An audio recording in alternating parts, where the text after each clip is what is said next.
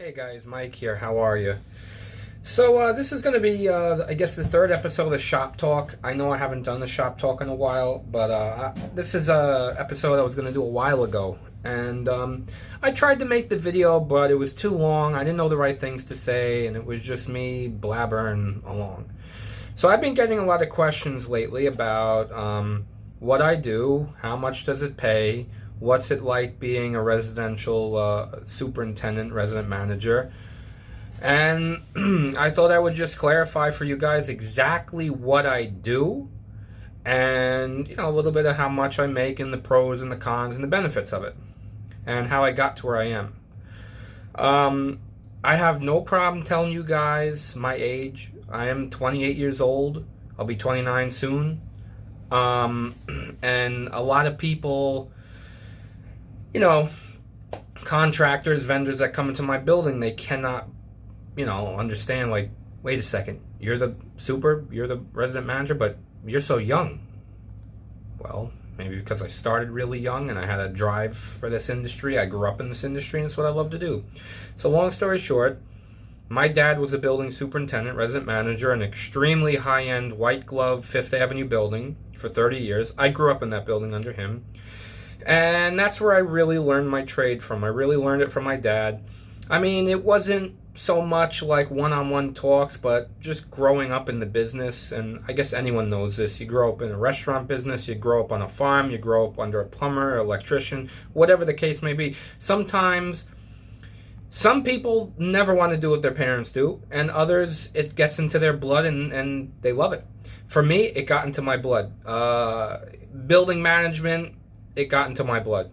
I love it because you fix things, you get to oversee projects, you deal with residents, you deal with contractors and vendors, you orchestrate the running of a building, you orchestrate, your crew, how things are done. It's what I love. It's a lot.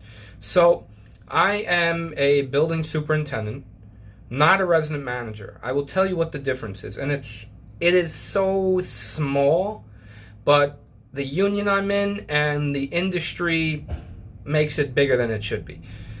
Working superintendent is a building manager with no handyman and a staff of 6 or under. A resident manager has a handyman and has a staff of 7 and over. So resident manager, you're an office guy. You're in the office, your handymen go out, they take care of all the house calls in the building. You're just in the office managing the building, making sure the porters are going to where they need to clean, making sure that, inventory is good, stuff like that. You're an office guy, that's it. As a working superintendent, you're the building manager and you're the handyman. So you wear 2 hats, which I do right now. I run the building, I do the payroll for my staff, I work with vendors and contractors, I take inventory, I have to go to monthly board meetings because this building is not a rental, it is a condo, so the people here are owners, they're not renters, but there are, subletting is allowed, so people are allowed to rent out the units, so there is a mix between renters and owners. And that's why I'm called a working superintendent, because I physically have to go under sinks and I repair toilets and I clean drains and stuff like that. Half of the time you guys won't see a lot of the handyman videos I do because the residents are over my back. They wouldn't be used to me bringing in a camera and filming stuff. Usually if I can, I will, but most of the time I don't, just because there might be a lot going on, I'm in a rush, whatever. Sometimes they're standing over my shoulder again. I use my phone. I'm lazy. I like to use my phone to film a lot of my content. So what is a building superintendent? What is a resident manager? A building superintendent, to put it simply to you, you manage an apartment building or a commercial building. You are basically, you're fixing things, and if you have a staff, you're managing your staff. So to let's say it's a small building with no staff and you're a super. That's like, we call it old school supers, They're the guys in a 5-story walk-up building who run around, with tools and fixing toilets, and they paint and they clean the stairs and they mop and they take out the garbage and they hose the sidewalk and they get a little apartment in the basement for free and stuff like that. That's like the basic super you can get, right?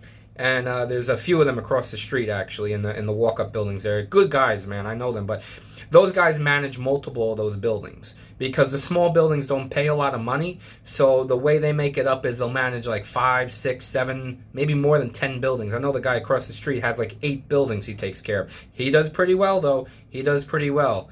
And he has an apartment across the street. He actually has a duplex. It's a nice apartment. Me, I am in a bigger building. I have a staff. So I have 6 full-time employees, 1 part-time. Even though there's 7 guys on the payroll, I'm still considered a working superintendent because there's no handyman here. I work 8 to 4, but I'm on call 24/7, and I do have the weekends off. Now, I do have a free 1-bedroom apartment that's beautiful. That's a great thing about being a superintendent resident manager, is a free apartment. But you guys got to understand something. That comes with a price. It's a blessing and a cursing, as we all say in the industry. It can be like a jail cell. You are tied to your building. You cannot really get out there and do what you want. The building's always calling you.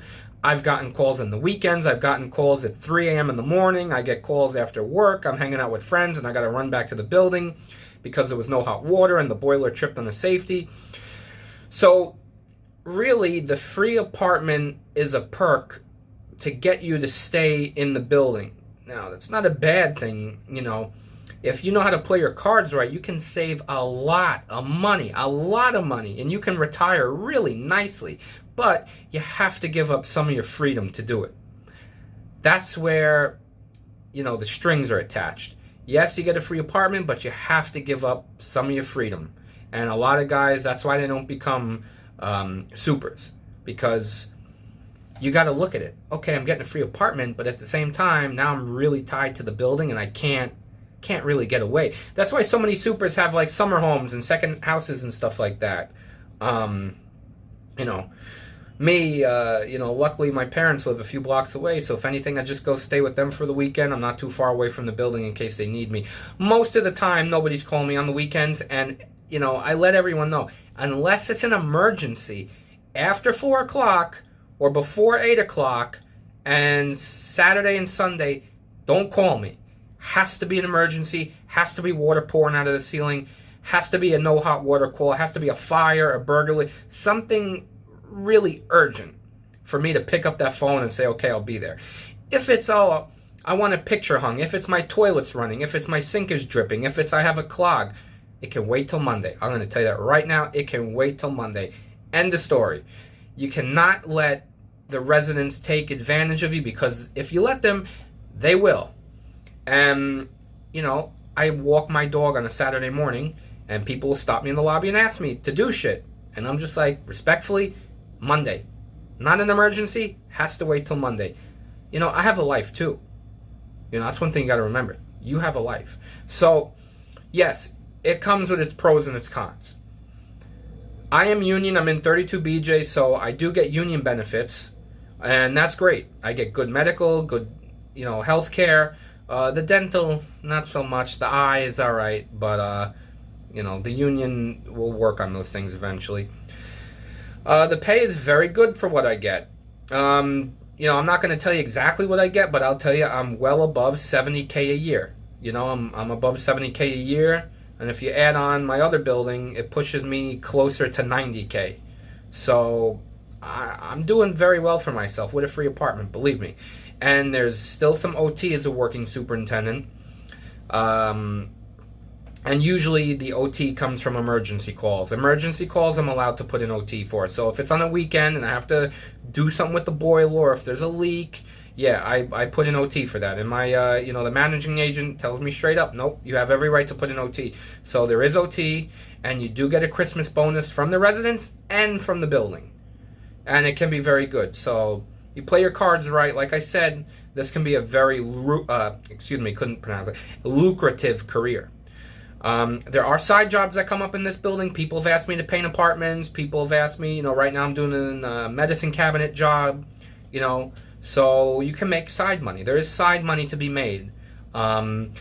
It's very hard, excuse me, sorry about that.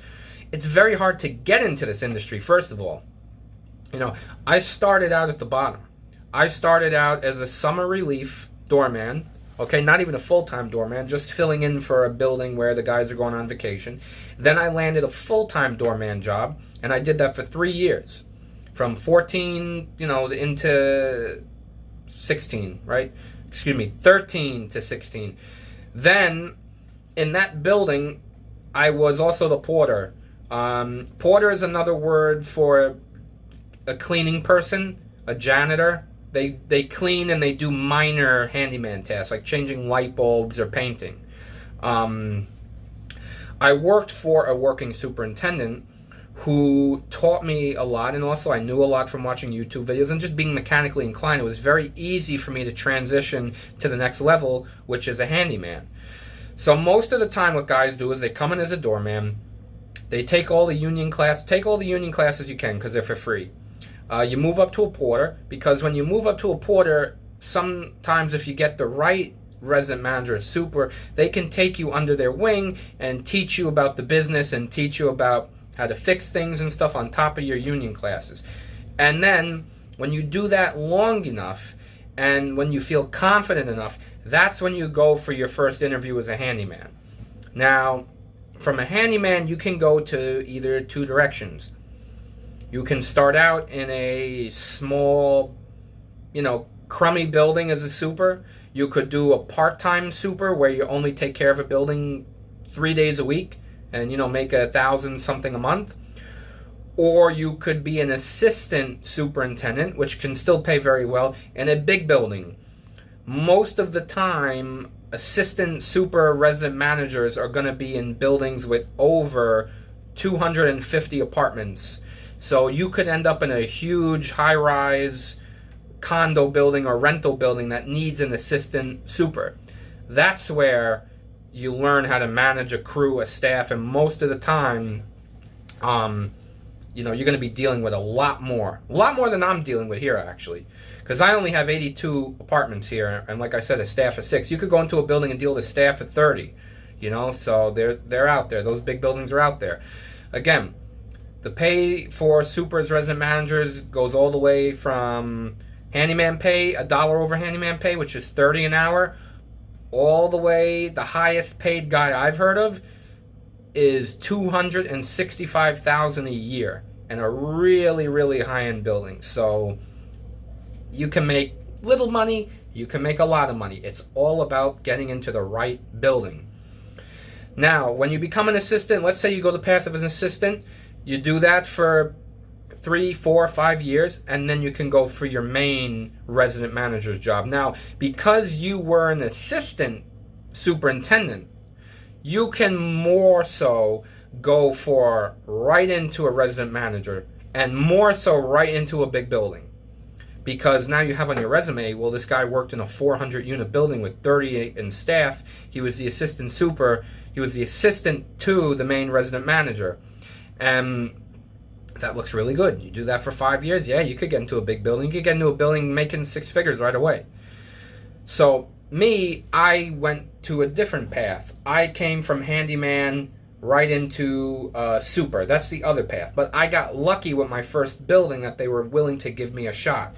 The problem with getting super and resident managers jobs, sorry, I thought there was someone at the door, is that they want you to have prior 5 years experience to 3 years, 3 to 5 years prior experience of being a super resident manager, which can be very hard. So luckily I found a building that gave me a shot. This building gave me a shot, and it's definitely a starter building. Again, I'm a working superintendent. I'm not a resident manager. But I like it because I still get to do the handyman and I get to manage, so I wear the 2 hats, and it just is, you know, it's a quiet building. It doesn't overwhelm me.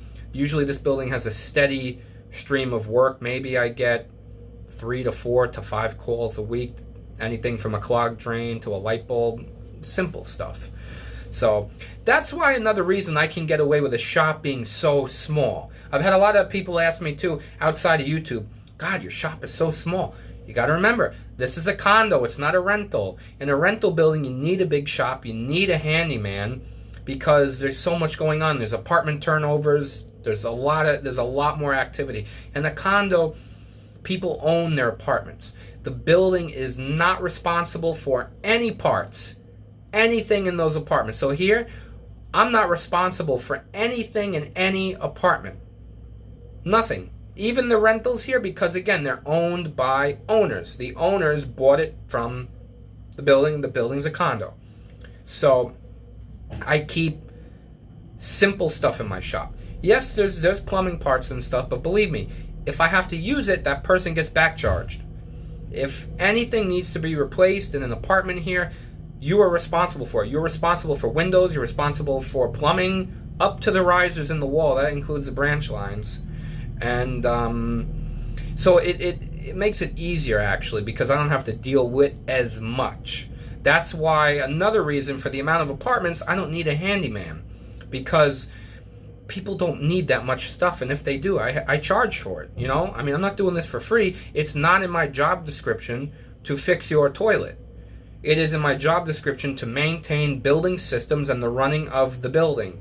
If something happens with a part in your toilet, you are an owner. You are responsible for it. So it's either get a plumber or the super will charge. So that's how the condo works compared to a rental. It's much easier in a condo than a rental.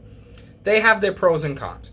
In a condo, you deal with a condo board. You have monthly meetings. I have to prepare a sheet of projects that are ongoing in the building, not apartments, but building-related projects. Painting, a problem with a pump, something with the boilers, maybe something with the elevator. You know, we need to do sidewalk repairs right now. So building-related, not apartment-related. That has nothing to do with what goes on in those meetings. So, you know, that's part of it.